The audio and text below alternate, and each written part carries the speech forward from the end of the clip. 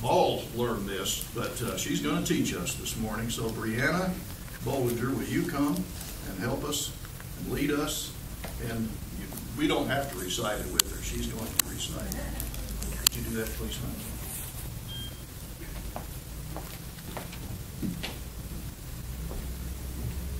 The unanimous declaration of the 13 United States of America.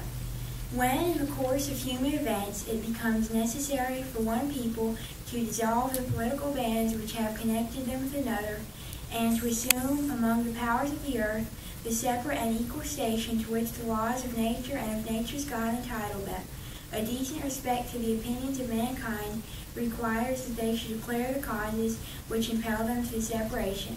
We hold these truths to be self-evident, that all men are created equal, that they are endowed by their Creator with certain unalienable rights, that among these are life, liberty, and the pursuit of happiness, that to secure these rights governments are instituted among men, deriving their just powers from the consent of the governed, that whenever any form of government becomes destructive to these ends, it is the right of the people to alter or to abolish it, and to institute new government, laying its foundation on such principles and organizing its powers in such form as to them shall seem most likely to affect their safety and happiness.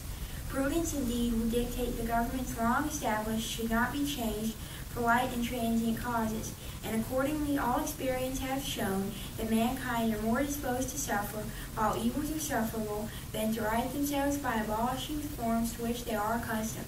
But when, after a long train of abuses and usurpations, all pursuing invariably the same object, evinces a design to reduce them under absolute despotism, it is their right, it is their duty to throw off such government, and to provide new guards for their future security.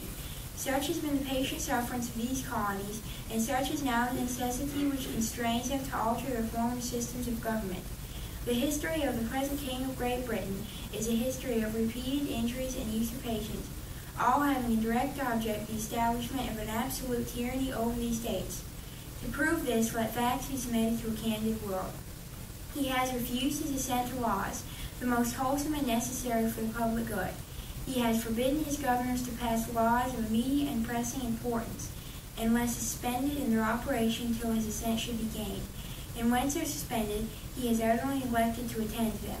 He has refused to pass other laws for the accommodation of large districts of people, unless those people would relinquish the right to representation in the legislature, a right inestimable to them and formidable to tyrants only.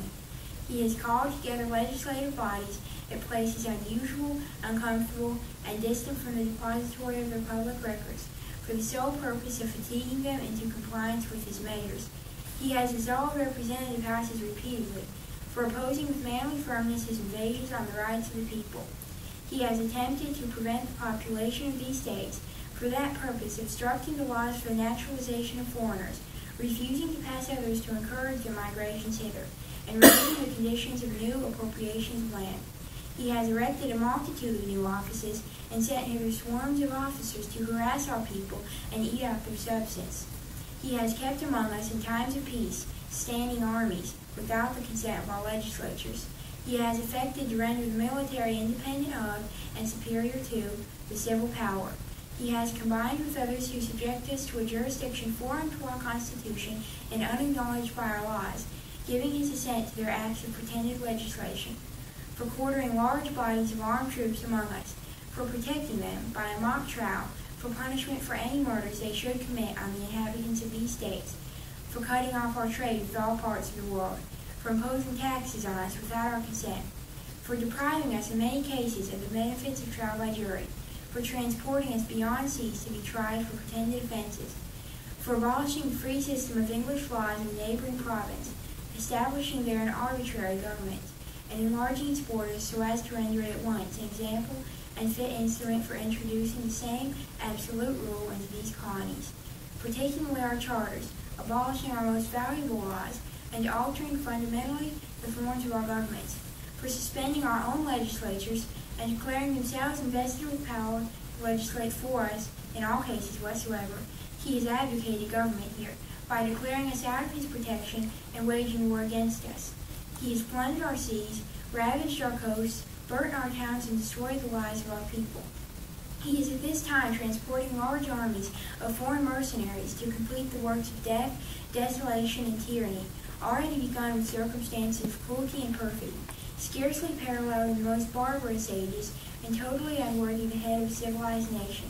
He has constrained our fellow citizens taken captive on the high seas to bear arms against their country, to become the executioners of their friends and brethren, or to fall themselves by their own hands.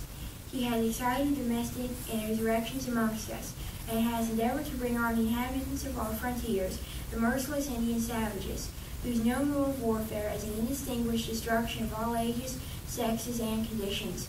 In every stage of these oppressions we have petitioned for redress in the most humble terms.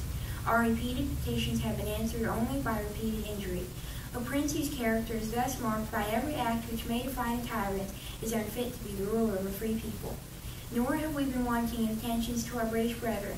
We have warned them from time to time of attempts by their legislature to extend an unwarrantable jurisdiction over us. We have reminded them of the circumstances of our immigration and settlement here.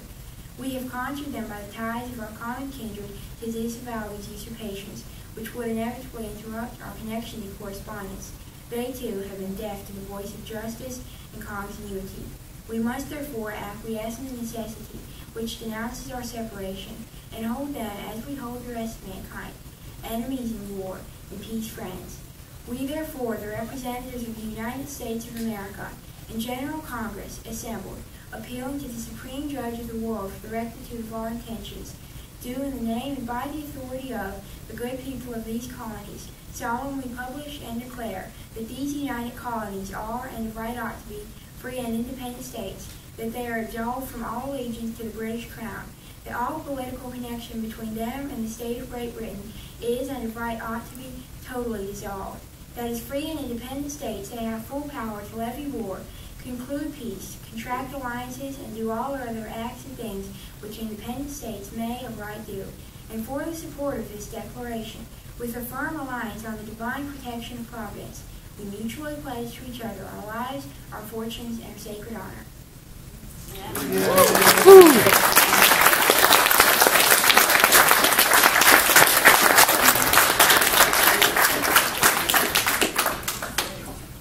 Praise God, isn't that wonderful?